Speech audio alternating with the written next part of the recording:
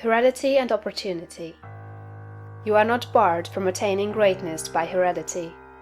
No matter who or what your ancestors may have been, or how unlearned or lowly their station, the upward way is open for you. There is no such thing as inheriting a fixed mental position. No matter how small the mental capital we receive from our parents, it may be increased. No man is born incapable of growth. Heredity counts for something.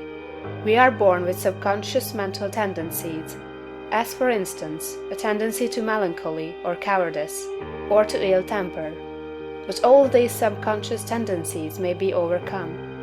When the real man awakens and comes forth, he can throw them off very easily. Nothing of this kind need keep you down. If you have inherited undesirable mental tendencies, you can eliminate them and put desirable tendencies in their places. An inherited mental trait is a habit of thought of your father or mother impressed upon your subconscious mind. You can substitute the opposite impression by forming the opposite habit of thought. You can substitute a habit of cheerfulness for a tendency to despondency. You can overcome cowardice or ill temper. Heredity may count for something too, in an inherited conformation of the skull. There is something in phrenology, if not as much as its exponents claim. It is true that the different faculties are localized in the brain, and that the power of a faculty depends upon the number of active brain cells in its area. A faculty whose brain area is large is likely to act with more power than one whose cranial section is small. Hence, persons with certain conformations of the skull show talent as musicians, orators, mechanics, and so on. It has been argued from this that a man's cranial formation must, to a great extent, decide his station in life, but this is an error. It has been found that a small brain section, with many fine and active cells, gives as powerful expression to faculty as a larger brain with coarser cells. And it has been found that by turning the principle of power into any section of the brain, with the will and purpose to develop a particular talent, the brain cells may be multiplied indefinitely.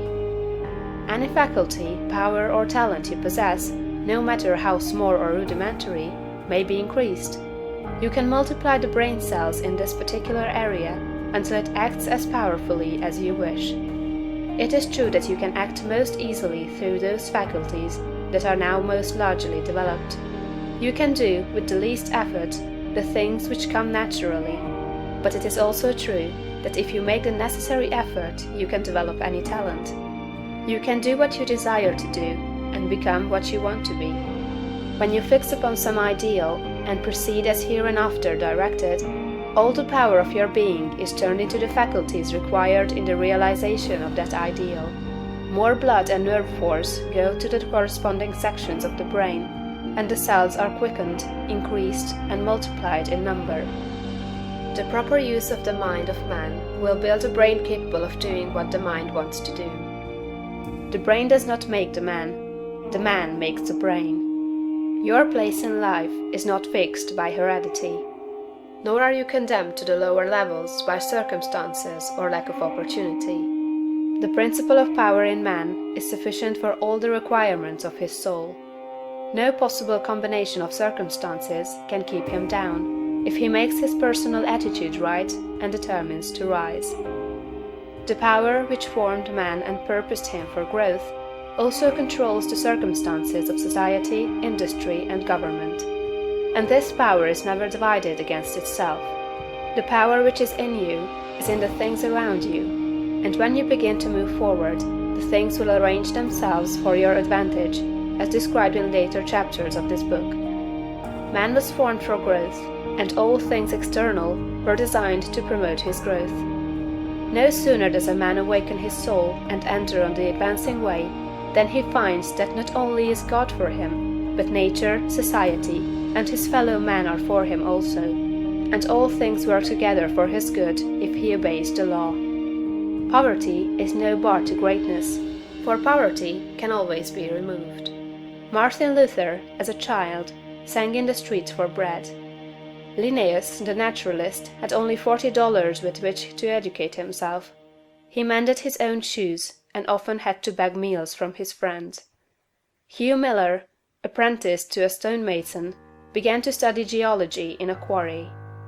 George Stephenson, inventor of the locomotive engine, and one of the greatest of civil engineers, was a coal miner, working in a mine, when he awakened and began to think.